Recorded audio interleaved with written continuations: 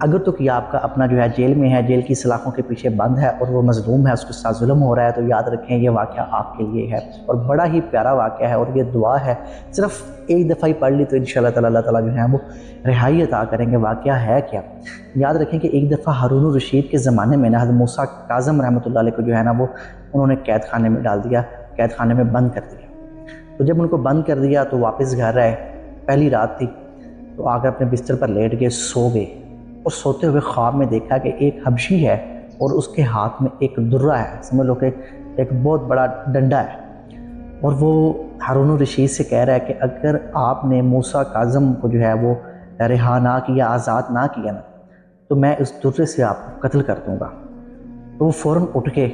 اور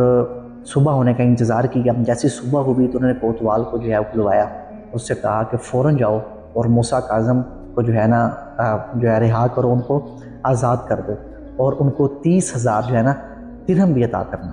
اور پھر کہا کہ اگر وہ کوئی عہدہ لینا چاہیں تو ان کو عہدے کی بھی آفر لازمی دینا کہ ہم ان کو عہدہ بھی دیں گے، اور اگر وہ مدینہ جانا چاہتے ہیں تو ان کو یہ بھی حق ہے کہ وہ مدینہ چلے جائیں، یا جہاں ان کا دل کرتا ہے وہ وہاں چلے جائیں۔ اتنے میں کوتوال جو ہے وہ حضرت جی کے پاس پہنچا، اس نے آ کے سارا معاملہ بتایا، سنایا، اور پوچھا بھی میں حیران ہوں یہ معاملہ ہوا کیوں؟ حضرت آپ ہی بتا سکتے ہیں بہتر کہ یہ کیوں ہوا، کیسے ہوا؟ ایسے ہونا تو امپاسبل ہے، ناممکن ہے کہ ایسے ہوتا نہیں، اس لیے میں آپ سے پوچھ رہا ہوں۔ تو حضرت جی نے بتایا کہ جس وقت انہوں نے مجھے جیل میں بند کیا نا، پہلی رات میں نے خواب دیکھا کہ آپ صلی اللہ علیہ وسلم جو ہے میرے خواب میں آئے، انہوں نے فرمایا اے موسیٰ تیرے ساتھ جو ہے نا ظلم ہوا ہے۔ تو پھر مجھے بتایا کہ یہ دعا پڑھیں، اللہ تعالیٰ جو ہے نا آپ کو فوراً جو ہے رہائی عطا کر دیں گے۔ تو کہتے کہ میں نے وہ دعا جو تھی، اور وہ دعا جو ہے یہ میں آپ کو اسکرین پر شیئر کر رہا ہوں، یہ آپ پڑھ بھی سکتے ہیں، اپنوں کے ساتھ شیئر بھی کر سکتے ہیں۔